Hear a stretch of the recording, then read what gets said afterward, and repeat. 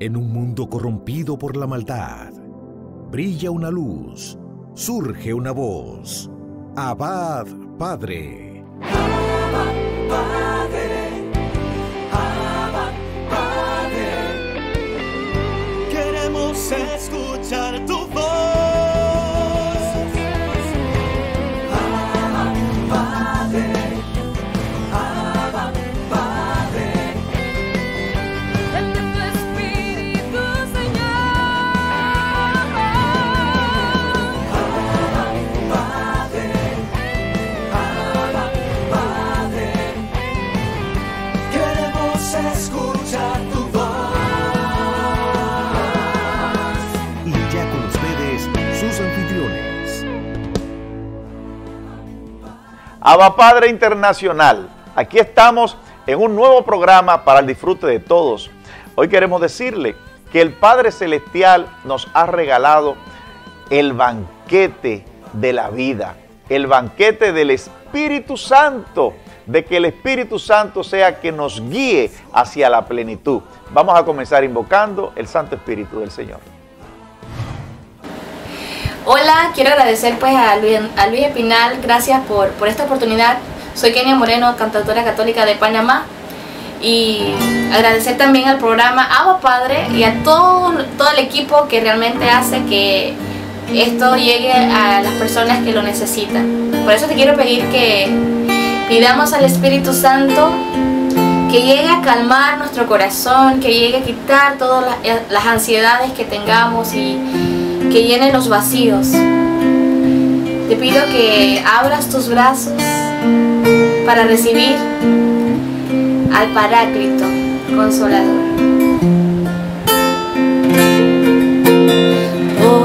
Hoy quiero abrir mis brazos para que me abraces y me llenes de ti.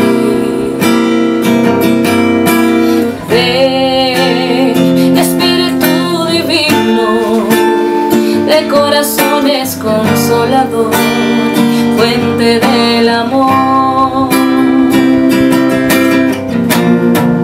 Ven y llena el vacío, fluye como un río.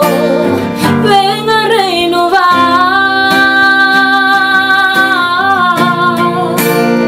Ven como tormenta, arrasando las puertas de la mentira y del mal. Con tu poder, ven Espíritu Santo, cambia toda mi vida. Lo necesito tanto. Con tu poder, ven Espíritu Santo, quiero renovarme, quiero transformarme. Con tu poder, ven Espíritu Santo, cambia toda mi vida. Lo necesito tanto. Con tu poder, ven Espíritu Santo, quiero renovarme, quiero transformarme. Con tu poder.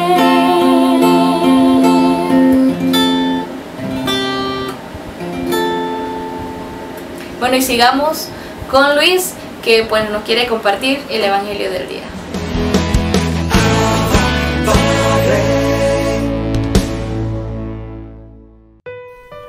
Reflexionamos sobre el Evangelio de Lucas en su capítulo 14, versos del 15 al 24. En aquel tiempo uno de los comensales dijo a Jesús: «Bienaventurado el que come en el reino de Dios». Jesús le contestó: «Un hombre daba un gran banquete y convidó a mucha gente. A la hora del banquete mandó a su criado a avisar a los convidados: venid, que ya está preparado». Pero todos a una empezaron a excusarse. El primero le dijo: «He comprado un campo y necesito ir a verlo. Dispénseme, por favor». Otro dijo: «He comprado 5 yuntas de bueyes y voy a probarlas. Dispénseme, por favor». Otro dijo: «Me acabo de casar y por ello no puedo ir». El criado volvió a contárselo a su señor. Entonces el dueño de la casa, indignado, dijo a su criado: sal a prisa a las plazas y calles de la ciudad y tráete aquí a los pobres, a los lisiados, a los ciegos y a los cojos. El criado dijo: Señor, se ha hecho lo que mandaste y todavía queda sitio.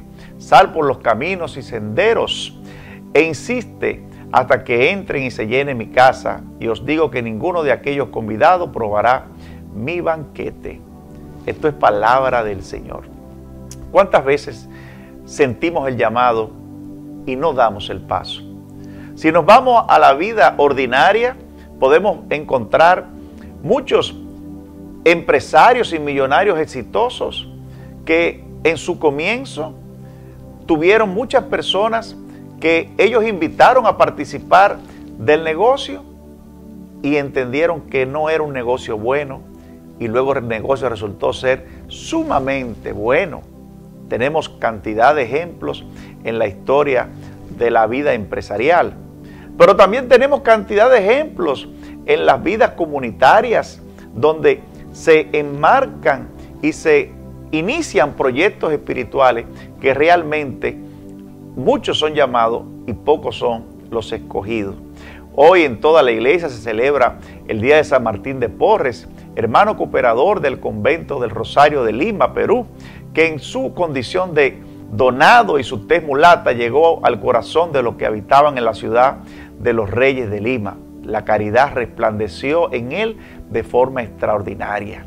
Por el camino de la humildad y del servicio de la caridad, San Martín vivió el seguimiento de Cristo. Nosotros debemos de tener como ejemplo esa vida de San Martín de Porres. Esta parábola sobre el banquete nos lleva al Apocalipsis, al gran banquete de las bodas del Cordero, al gran banquete al que debemos de aspirar. También podemos seguir profundizando en el Catecismo de la Iglesia Católica en su numeral 1344. Bendiciones.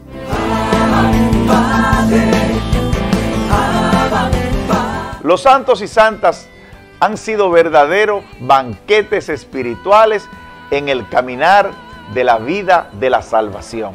Ariel Céspedes con el Santo del Día. Bendiciones, mis queridos hermanos y hermanas en el Señor.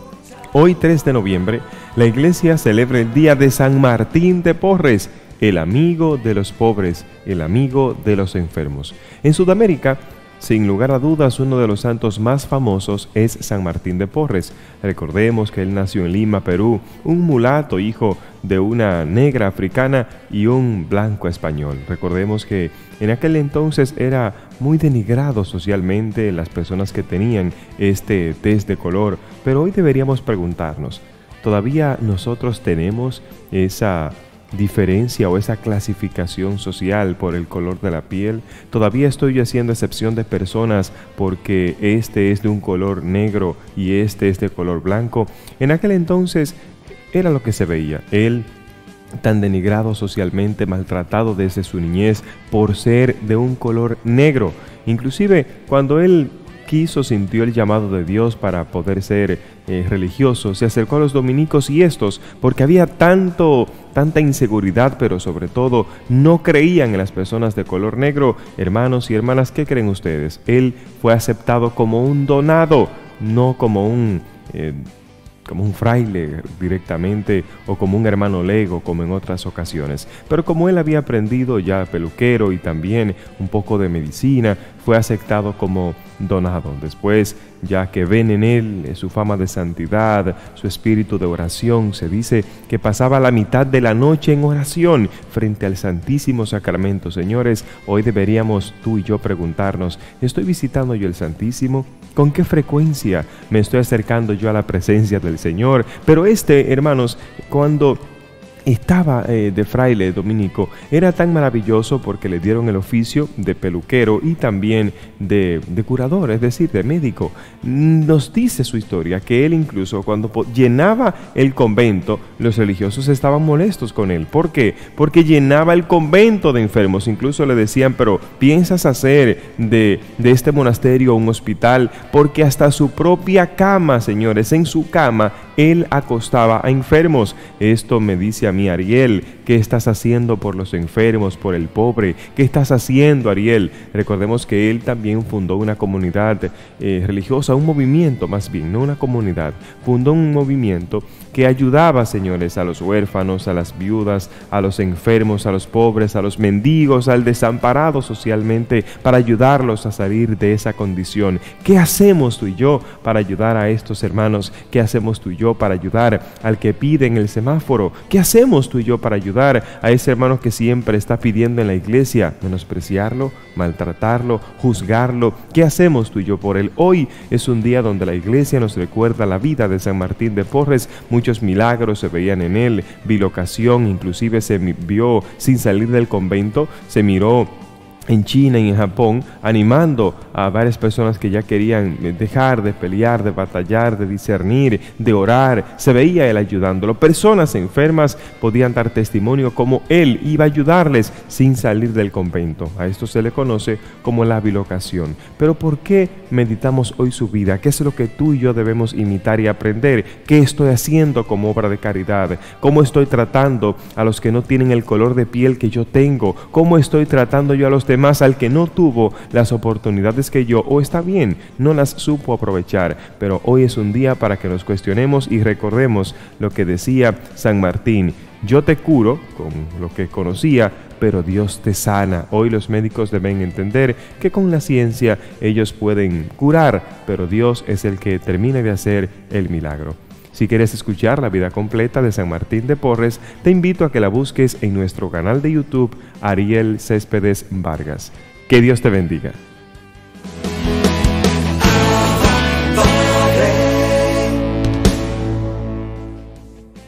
Con las fuerzas de las manos, nuestros hermanos de la familia Vicentina nos traen este segmento. Un saludo, estimada familia. Les saluda de nuevo Carlos Chávez. Y en esta ocasión vamos a conocer más acerca de la familia Vicentina y de aquellos que forman parte de ella. En esta ocasión conoceremos la vida y obra de San Vicente de Paúl, nuestro santo fundador. Vamos entonces. Amemos, amemos a Dios. Vicente de Paúl nace en un pequeño pueblo de Puy, en Francia, el 24 de abril de 1580. Su niñez la pasó junto a sus padres, Juan de Paúl y Beltrana de Moras, familia campesina. Vicente era el tercero de 6 hermanos. Desde muy pequeño era sumamente generoso en ayudar a los pobres. La modesta condición de su familia hizo que muy pronto el niño Vicente tuviese que contribuir con su trabajo de pastor de ovejas y de cerdos a la economía familiar, la cual se las arreglaba para llevar comida a la mesa todos los días. Aún así, la familia notó en Vicente cierta inteligencia y astucia que les hizo destinar una gran suma de dinero para sus estudios formales, específicamente en el ámbito eclesiástico, donde cursó estudios primarios y secundarios con los franciscanos y posteriormente filosofía y teología para recibir las órdenes sagradas a muy temprana edad, a la de 20 años. Es entonces que en 1600 es ordenado sacerdote por un anciano obispo que se dice tenía problemas de vista, por lo cual no logró identificar la edad del candidato al sacerdocio, Vicente de Paúl. Cabe hacer la mención especial de este acontecimiento, ya que el Concilio de Trento, vigente en aquel entonces, no permitía a nadie ser ordenado antes de los 25 años. Es entonces que se comienza a notar el evidente deseo de ser sacerdote para escalar rápido en la escala social y poder ganar mucho dinero para poder salir de la realidad pobre de la cual venía Vicente. De esta realidad a lo que hoy Vicente de Paúl representa, más adelante él escribiría: si yo hubiera sabido, como lo he sabido después, lo que era el sacerdocio, cuando cometí la temeridad de aceptarlo, habría preferido dedicarme a trabajar la tierra antes de ingresar a un estado tan temible. Habiendo logrado ya su meta personal a los 20 años, el ahora sacerdote diocesano Vicente de Paúl estaba listo para seguir escalando en su meta para ganar mucho dinero y lograr su retiro a los 29 años, como lo expresó en más de una ocasión. Pero como hemos visto, la vida de los santos se ve modificada por uno o varios eventos que marcan sus caminos y les da un gran giro a la vida que ellos buscaban, hacia aquella que Dios les está llamando y pidiendo. Esto es lo que pasaría con Vicente de Paúl hasta su santidad, sin antes pasar por algunas experiencias que marcarían la conversión de aquel joven sacerdote campesino, de las cuales hablaremos ahora. En 1605, solamente habiendo pasado 5 años desde su ordenación, sufre del cautiverio siendo esclavo en Túnez por 3 años y viviendo terribles humillaciones como el ser puesto en venta en plazas y otros sufrimientos propios de los esclavos. En segundo lugar, logra huir de este cautiverio y consigue donde un amigo, que luego sería víctima de un robo de 400 monedas, y es ahí donde Vicente de Paúl es acusado ante la autoridad y todo el pueblo de ladrón, a lo que él sin miedo diría en su defensa: Dios sabe que yo no fui el que robó ese dinero. Y más adelante esa experiencia le servirá para enseñar a sus discípulos: hermanos, es muy provechoso tener paciencia y saber callar y dejar a Dios que tome nuestra defensa. El tercero de los acontecimientos que fue marcando la purificación de Vicente de Paúl es el más difícil de todos. Es aquella experiencia en la cual su fe se ve tentada. A aquel momento la llamará la noche oscura, de la cual sale a los 30 años convencido y escribiendo a su madre una carta expresándole la amargura de los engaños humanos, y piensa pasar toda su vida retirado en una humilde ermita. En este lugar cae a los pies del crucifijo, consagra su vida por completo a la caridad, para los necesitados y su servicio, y a la luz renace en su espíritu, y es entonces cuando empieza su verdadera historia gloriosa. Ahora vemos a un Vicente de Paúl dando un paso enorme que marcará su vida y la de muchos pobres a los cuales él servirá, y muchos otros que le ayudaron en el camino. Respecto a su mal carácter, que muchos sabían que Vicente tenía, él mismo también expresa que en sus largas horas de oración pedía a Dios que le hiciera mejorar ese detalle de su vida. Respecto a esto, el santo escribiría: me di cuenta de que yo tenía un temperamento intratable y amargo, y me convencí de que con un modo tan áspero y duro se hace más mal que bien en el trabajo de las almas. Y entonces me propuse pedir a Dios que me cambiara mi modo agrio de comportarme en un modo amable y bondadoso, y me propuse trabajar día tras día por transformar mi carácter áspero en un carácter agradable para todos. Seguimos caminando con el paso de los años al lado de Vicente de Paúl, y es en 1612 que este hombre sustituye a un sacerdote que estaba por entrar a la congregación de oratorio, a la cual Vicente de Paúl había sido invitado a pertenecer, pero por diversas razones había rechazado esta invitación. Es aquí en Clichy que comienza su trabajo cercano con los pobres campesinos de este pequeño pueblo, enseñándoles el catecismo.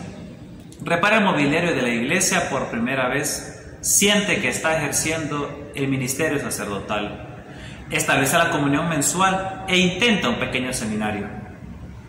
Más adelante, un hecho muy importante que marcó la vida de Vicente de Paúl es en el momento en el cual su amigo Berule, que soñaba grandes cosas para Vicente de Paúl, consigue que lo nombre director espiritual de la familia de Bondy, familia muy pudiente e importante en la Francia de aquel entonces, ya que poseían diversas propiedades, las cuales visitaban frecuentemente para recaudar las cuotas, entre otras cosas.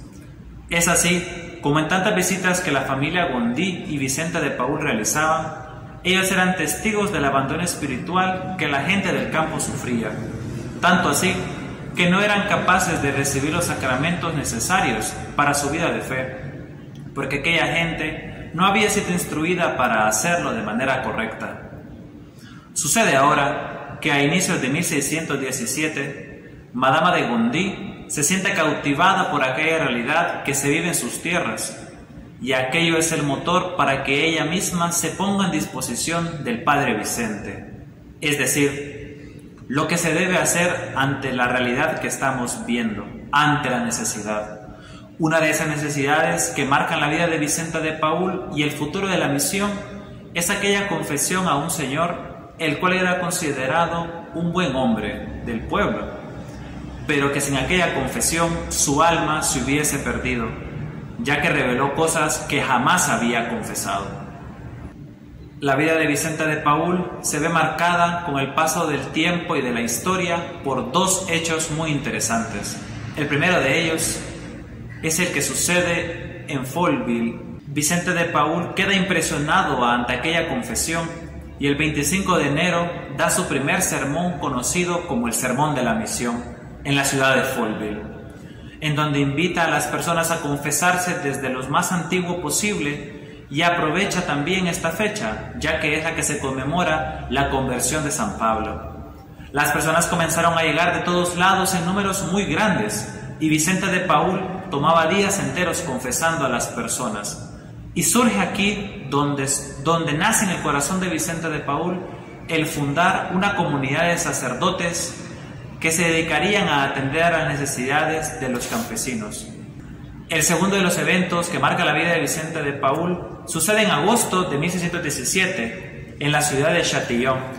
Viviendo entre las personas ricas, él siente que no es ahí donde el Señor lo llama a servir y decide irse a Châtillon sin decirle a nadie, sin antes comentárselo a su buen amigo Berule, que le asigna a esta parroquia deshecha por la herejía y por el abandono. Es aquí donde sucede otro evento determinante. Mientras Vicente de Paúl se preparaba para ir a la misa, una mujer de la parroquia fue y le dijo que en una familia todos estaban enfermos y muy pobres. Vicente de Paúl dice a sus feligreses acerca de esta familia y les pidió que les ayudara. Ante esta invitación, muchos del pueblo fueron entonces a ayudar a esta familia. Caridad sí, pero no organizada. Es el 23 de agosto de ese mismo año, 1617, donde en el corazón de Vicente de Paúl surge el deseo de fundar las cofradías de la caridad que se extienden por toda Francia y todo el mundo. Luego de estas experiencias que se dieron a conocer a lo largo de toda Francia, los Gondi y con ellos Berule insisten a Vicente que vuelva a la familia para continuar su trabajo como formador, y él acepta con la condición de que cada vez que él hiciera una misión en sus territorios se le permitiera fundar una confraternidad de la caridad, y funda la primera de ellas en 1617. De aquí en adelante, de 1617 a 1625 es una etapa crucial para la misión de Vicente de Paúl, porque comienza a pensar en cómo institucionalizar esa misión que Dios le había encomendado.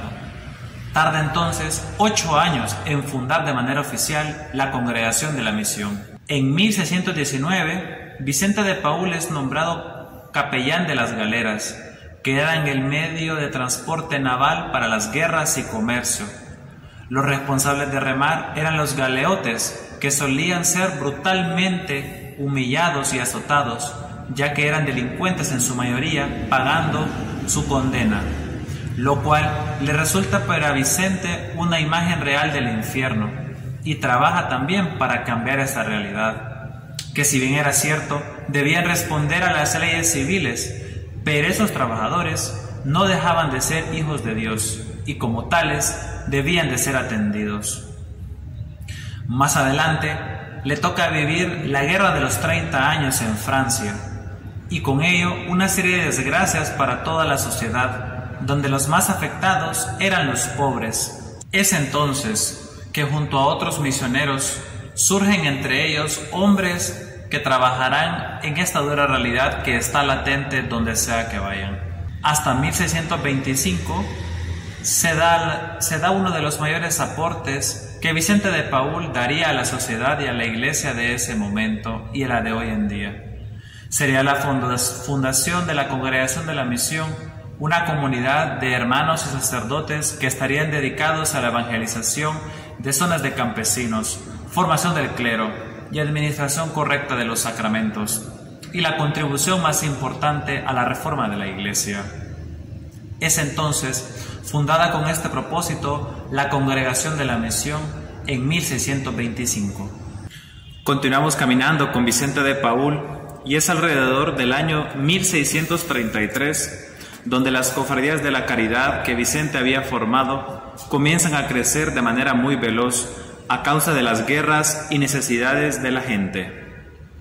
Es por esto que en ese tiempo sucede que una viuda de 38 años, Luisa de Marillac, ya conocida por San Vicente de Paúl, es tomada por él como enviada de la Divina Providencia, a la cual siempre Vicente se encomendaba.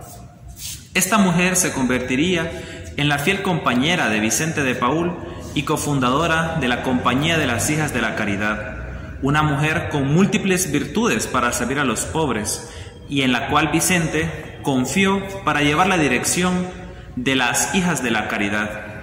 Habiendo ya establecido luego de muchos años de manera clara la caridad por donde sea que Vicente pasaba, con ayuda de los hermanos y sacerdotes, hermanas e hijas de la caridad, cofradías y confraternidades de la caridad, Vicente de Paúl dedica muchos años a establecer las reglas de convivencia para la Congregación de la Misión.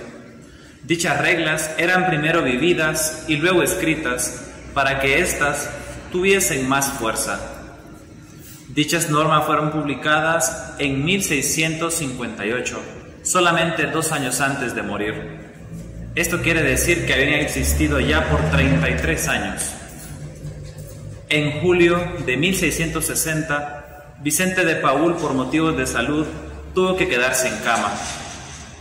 El 26 de septiembre, día domingo, le llevan a la capilla donde asiste a misa y recibe la comunión.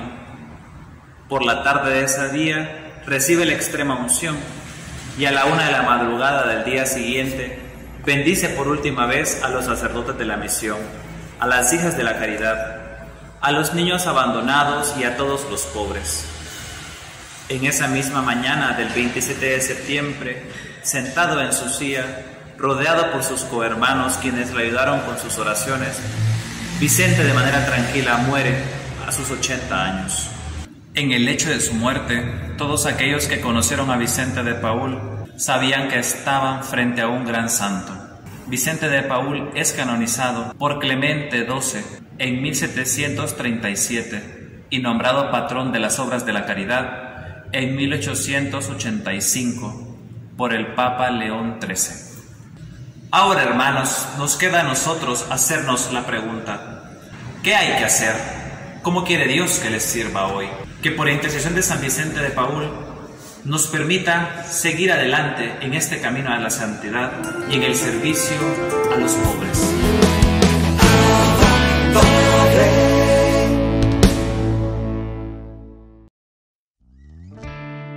El equipo nacional de la Renovación Carismática Católica Dominicana te invita al Congreso Internacional de Intercesión Profética los días 27, 28 y 29 de noviembre del año 2020. Tendremos 10 charlas magistrales con facilitadores y artistas locales e internacionales.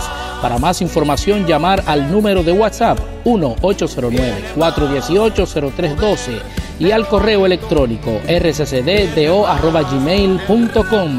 ¡Viene más!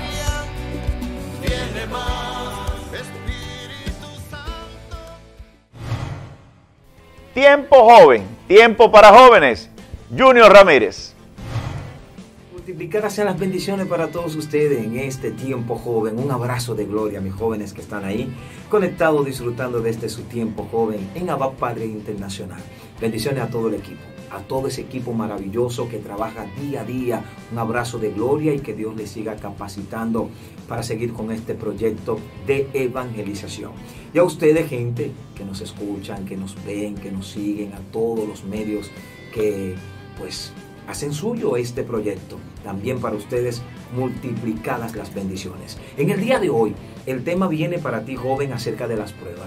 ¿Son o no importantes las pruebas? ¿Sí o no? ¿Y por qué? ¿Qué piensa usted? que son importantes las pruebas? ¿Sí o no? ¿Por qué? ¿Son necesarias las pruebas? ¿Sí o no? ¿Y por qué? Respóndalo usted por allá. Aquí, de mi parte, yo digo que sí. Son sumamente importantes las pruebas, porque Dios la permite.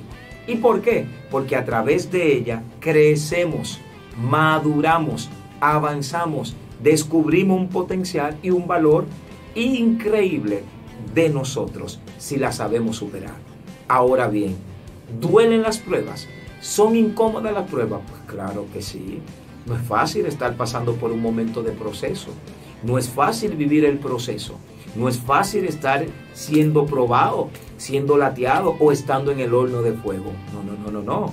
Ustedes no ven que el oro es probado en el fuego y luego se saca un buen material de oro. Sí, una buena prenda, pero el principio, el inicio es doloroso, caótico, porque las pruebas son dolores, son circunstancias que no nos agradan. Ahora bien, son permitidas por Dios para tu crecimiento y para mi crecimiento. Por tal motivo son importantes y es preciso que sucedan en nosotros. Es importante que sucedan en nosotros. No podemos correrle a las pruebas. Muchas personas y muchos jóvenes toman la decisión de quitarse la vida ante una circunstancia, ante una prueba, porque dicen no tengo fuerzas para superarla. Sin embargo, el Señor nos dice en su palabra, Eclesiástico 2, versículo 1, que si tú y yo tomamos la decisión de servirle, de seguirle, ¿qué nos dice? Hijo mío, si toma la decisión de seguirme, prepárate para las pruebas. ¿Qué está diciendo el Señor? Que te prepare. Él no miente. Inmediatamente nos está advirtiendo y nos está mandando a una preparación. Prepárate para las pruebas, porque van a llegar momentos difíciles. Sin embargo, también en el libro de Santiago, Santiago 2, versículo 1 en adelante, ahí vemos que dice que son importantes, porque nos dice ahí su palabra, dichoso, siéntete afortunado, siéntete dichoso tú cuando te veas sometido a toda clase de prueba. No está diciendo a una, a toda clase de prueba, siéntete dichoso. ¿Por qué? Porque a través de ella aprenderemos a adquirir paciencia, conocimiento. Pero también dice, en ese mismo libro de Santiago, más abajo, dice que si tú y yo nos falta sabiduría, que se la pidamos a Dios. Si nos falta fortaleza, se la pidamos a Dios. Nos falta fe, pídeselo a Dios. Pero hay una parte que me engancha de este libro de Santiago y dice que Dios te lo dará, no te va a reprochar, porque Dios le da a cada quien, sin reprochar a nadie. Y quizá tú dices, yo soy un pecador, yo soy malo, yo no estoy en la iglesia. Oye, pide. Él dice en su palabra, pidan y se os dará. No te va a reprochar. Tú estás pasando por un momento difícil, clama, pide, busca, toca, llámale, y Él en su infinita bondad y en su infinita misericordia vendrá a rescatarte, joven. Las pruebas son necesarias. Yo no sé qué prueba tú estás pasando, que quizá te está quejando. No te quejes, agradece. ¿Y sabe por qué te digo que agradezca, joven? Porque cada prueba trae una bendición. Cada circunstancia trae consigo una bendición, un parto, un dar a luz, y a luz de gloria, de bendición, de prosperidad y de ver la mano de Yahvé moverse a tu favor. Sí, joven, es difícil lo que tú estás viviendo, es necesario. A nadie Dios le da una cruz o una carga que no pueda superar, que no pueda cargar, que no pueda soportar. ¿Qué tú estás viviendo hoy? ¿Cuál es tu prueba de hoy? ¿Cuál es el calvario que hoy te toca vivir? Oye, es necesario, es preciso, es importante, porque aprenderás, vas a madurar. No es fácil, es verdad. Duele, es verdad. Es incómodo, es verdad. Pero vamos, tú puedes. Vamos, podemos, jóvenes, en el nombre poderoso de Jesús, caminar, seguir adelante. Vamos, vamos, vamos. Te animo, joven, te animo. Di en el nombre de Jesús, todo lo puedo en Cristo que me fortalece. Vamos, joven, todo lo puedo en Cristo que me fortalece. Esa prueba tú la vas a superar y recibirás tu recompensa, tu bendición de parte de Dios. Que Dios te bendiga, que Dios te abrace, que Dios te apapache. No hay prueba que tú no puedas superar. Si lo tiene a Él, ¿quién contra ti? Bendiciones. Padre. Los hermanos de Inmaculada Radio, Inmaculada TV, nos traen el segmento Bajo el Manto de María. Un saludo muy especial para todos los hermanos de Abba Padre Internacional. Aquí saludándole desde los estudios de Inmaculada TV, su hermana Daisy Galdames. Bajo el manto de María. Vamos a hablar de la ternura, del amor de la madre. Hablar de María, hermano, es algo tan especial. Mire, 16 años se llevó San Alfonso María de Ligorio para escribir las glorias de María. Para hablar de María Santísima, hermano, es una recopilación de lo que los santos dijeron acerca de María, cómo ellos la elogiaron, cómo tuvieron experiencias místicas de la Madre, bajo el manto de María, en la cual todo católico debemos de someternos, debemos de dejarnos que ese manto de Mamá María nos cubra, que ese amor, que esa ternura de nuestra Madre, la Santísima Virgen María, nos cubra con ese manto bendito, hermano, como lo es pues este espacio bajo el manto de María. Entonces, en este libro, Las Glorias de María, encontramos también los 7 dolores que nuestra Madre Santísima pasó, hermanos. Y yo quiero detenerme, aunque sea en un dolor. ¿Y cuál es el primer dolor que la Santísima Virgen María pasó? Mire, es la profecía de Simeón. Y en el Evangelio de San Lucas, en el capítulo 2, en el versículo 22, nos cuenta cómo la Santísima Virgen María, esa mujer bella, esa mujer maravillosa, como cuando tuvo a su hijito y llegó, dice que su momento de presentarlo, como mandaba la ley, lo presentan al templo con todas las de la ley, ¿verdad? Cuando uno tiene un hijo, nosotros que somos madres, es aquella alegría, es aquella emoción. ¿Y qué es lo primero que queremos hacer? Pues llevarlo al templo a presentarlo para que lo bendigan y luego para todo lo demás que viene, que reciba los sacramentos. Pues María lo lleva al templo con San José a presentar al niño Jesús. Y dice la palabra que allí donde ellos estaban en el templo había un hombre llamado Simeón, un anciano que estaba bajo los ojos de Dios, era agradable, dice la palabra de Dios, que era un hombre lleno del Espíritu Santo, era un hombre de oración, claro que sí, por eso se dejaba iluminar por el Espíritu Santo, porque llevaba una vida santa, llevaba una vida correcta este anciano.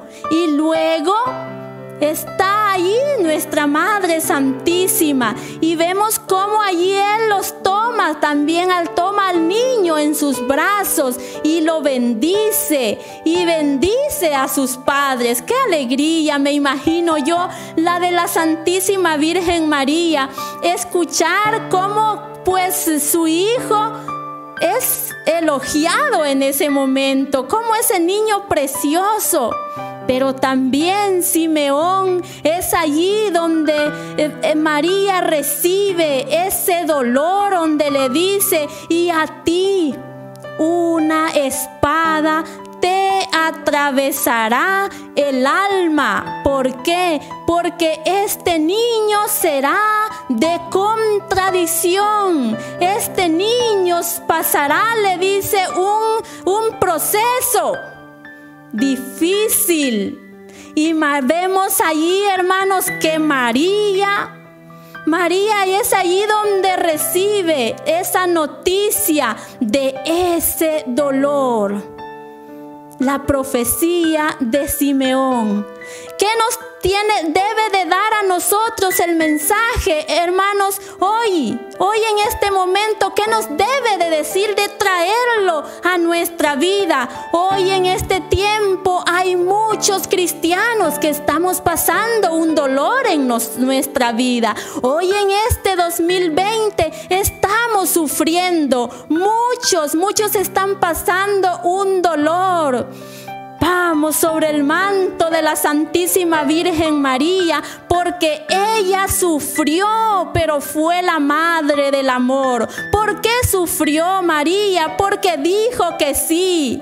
Porque dijo que sí a la voluntad del Señor. Porque dijo: yo soy la esclava del Señor, hágase en mí según su palabra. Porque dijo María: yo soy la esclava, yo soy la sierva. Y María sufrió. María Santísima aceptó la voluntad del Padre. Que tú y yo, como hijos de María, también obedezcamos al Padre en el sufrimiento, en el dolor. Sintamos el amor de María Santísima a nuestro lado y digámosle: bajo el manto de María, el amor de María, la ternura tuya, mamá María, está sobre mí, está conmigo. Yo me acojo a ti, yo me dejo abrazar por ti, yo me dejo acariciar por ti, mamá María, porque tú sufriste y tú aceptaste todo por amor. Que por amor a Dios nosotros aceptemos la voluntad, que por amor, como María amó a Cristo Jesús, tú y yo amemos a Cristo también. Que el Señor te bendiga.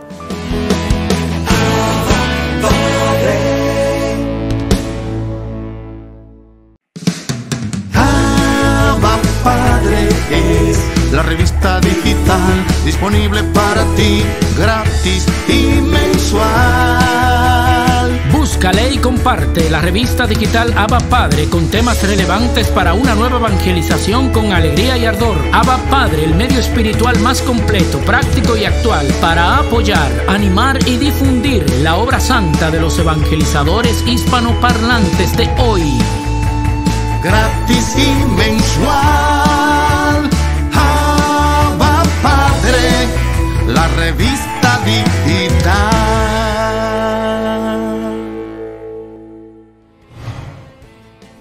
Edgar Fernández en Momentos de Teología. Bienvenidos una vez más a Momentos de Teología. En el día de hoy seguimos la serie que iniciamos sobre la revelación divina, la revelación de Dios, y tocábamos esa alianza con Noé. Hoy entramos a tocar esa elección que Dios hace a Abraham para reunir toda la humanidad dispersa. Dios elige a Abraham, llamándolo fuera de su casa, de su patria, y le cambia el nombre. Normalmente cuando alguien tiene una misión muy importante dentro del plan salvífico de Dios, se le cambia el nombre. Así igual a Abraham se le cambia por Abraham, que significa padre de una multitud de naciones. Y le hace una promesa de que en él serán benditas todas las naciones de la tierra, como dice Génesis 12:3. Y este pueblo de Abraham va a ser el depositario de esa promesa hecha a los patriarcas, el pueblo de la elección de Dios, llamado a preparar la reunión, el día de todos los hijos de Dios en la unidad de la iglesia. Ese pueblo será la raíz en la que serán injertados los paganos hechos creyentes, como nos habla San Pablo en Romanos capítulo 11. Los patriarcas, los profetas y otros personajes del Antiguo Testamento han sido y siempre serán venerados santos en todas las tradiciones litúrgicas de la iglesia. Dios forma a su pueblo Israel. Después de la etapa de los patriarcas, Dios constituyó a Israel como su pueblo, salvándolo de la esclavitud de Egipto. Estableció una alianza con él en el Sinaí. Le dio por medio de Moisés su ley para que lo reconociese y le sirvieran como al único Dios vivo y verdadero, Padre providente, juez justo, y para que esperase al Salvador prometido. Israel es un pueblo sacerdotal de Dios, sobre el que es invocado el nombre del Señor. Es el pueblo de aquellos a quienes Dios habló primero. Los pueblos de los mayores hermanos, como normalmente suelen decir la comunidad de la sinagoga. Eso fue un discurso a la comunidad de la sinagoga que hay en Roma, de los hebreos, y en un discurso le llaman los hermanos mayores en la fe de Abraham. Por los profetas, Dios forma a su pueblo en la esperanza de la salvación, en la espera de una alianza nueva y eterna destinada a todos los hombres y que será grabada en los corazones. Los profetas anuncian una relación radical del pueblo de Dios, la purificación de todas sus infidelidades, una salvación que incluirá a todas las naciones. Serán sobre todo los pobres y los humildes del Señor quienes mantendrán esta esperanza. Las mujeres santas como Sara, Rebeca, Raquel, Miriam, Débora, Ana, Judí y Esther conservaron viva la esperanza de la salvación de Israel, y de ella la figura más pura es María, nuestra Madre. Jesucristo es el mediador y plenitud de toda la revelación. Dios ha dicho todo en su verbo. Como preciosamente dice la carta a los Hebreos capítulo 1, dice: muchas veces y de muchos modos habló Dios en el pasado a nuestros padres por medio de los profetas. En estos últimos tiempos nos ha hablado por su Hijo. Cristo, el Hijo de Dios hecho hombre, es la palabra única, perfecta e insuperable del Padre. En Él Dios lo dice todo. No habrá otra palabra más que esta. San Juan de la Cruz, después de muchos otros que ya le han hablado de manera luminosa, comentando este pasaje de Hebreos capítulo 1, él dice de una manera preciosa en la subida al Monte Carmelo, dice: porque en darnos como Dios dio a su Hijo, que es una palabra suya, que no tiene otra, todo nos los habló junto y de una vez en esta sola palabra.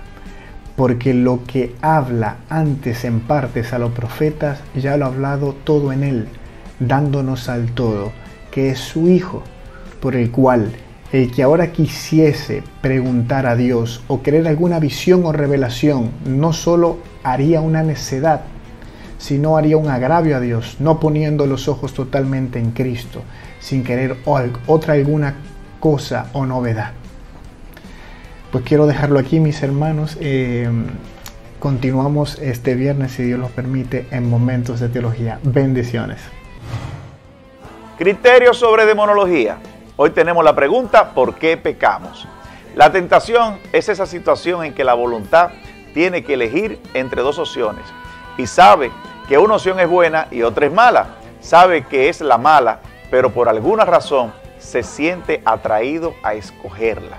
Para pecar hay que saber que no está escogiendo la opción mala. No hay pecado sin mala conciencia. Eso es lo que hace tan interesante el pecado desde el punto de vista intelectual. ¿Por qué escogemos el mal sabiendo que es el mal? Es un verdadero misterio. Una respuesta sencilla, que no es falsa, pero que tampoco explica el asunto, es contestar que pecamos por debilidad, lo cual es cierto, pero también es cierto que no somos tan débiles como para no poder resistirnos. Si no fuéramos capaces de resistirnos, ya no habría pecado. No tendríamos elección. Si hay pecado es porque debemos escoger, y sabemos por experiencia que escogemos lo que queremos. Si queremos hacer algo, nadie ni nadie nos puede obligar a querer hacer otra cosa. Así, mis hermanos, también nosotros podemos ver que así que decir que hacemos el mal porque nos aparece como un bien es cierto, pero también es igual cierto que sabemos que ese bien que contiene es, a fin de cuentas, un mal. Muchas veces, queriendo hacer un supuesto bien, estamos haciendo un mal. Cuando entramos en actos de corrupción, cuando caemos en situaciones que son criticables, aunque sea para darle de comer a un pobre, estamos haciendo un mal. La tentación es algo con la que nosotros tenemos que vivir y luchar en ese combate espiritual. Así terminamos este programa de Abba Padre del día de hoy, deseándoles a ustedes muchas bendiciones y que recuerden suscribirse a nuestro canal de YouTube, Abba Padre Internacional, poder promover este canal y que nuestras redes sociales de Abba Padre Internacional están a la disposición de ustedes. Agradecemos a los diferentes medios de comunicación de radio y televisión en 20 países de Latinoamérica que transmiten este programa de Abba Padre Internacional. Hasta la próxima.